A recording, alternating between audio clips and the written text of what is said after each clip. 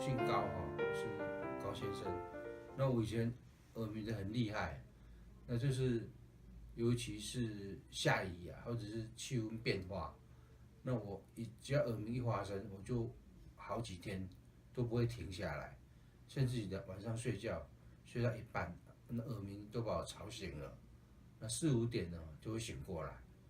那我觉得我在我们内湖那边有看了2、3家医院，他有开单开给我，然后吃一吃也是没有什么效果。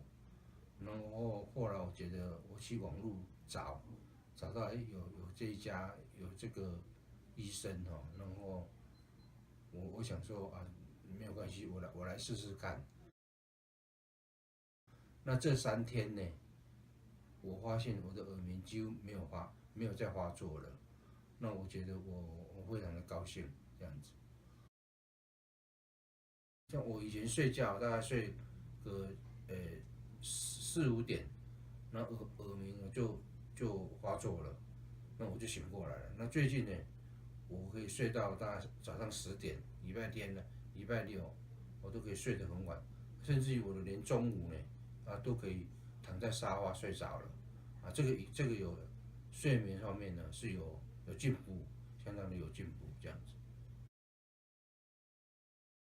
耳鸣就是一直轰，一直像蝉的声音，嘶那种声音哦。但是有时候压力一来那就更大声啊。如果压力减轻，那就比较稍微好一点，但是不会消失。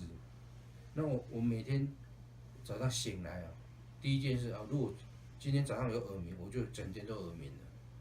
以前的状况是这样，那我现在醒过来，早上都蛮安静的，让我自然醒过来，而且耳朵也没有声音了，我整天都非常的好。我现在的状况是这样子。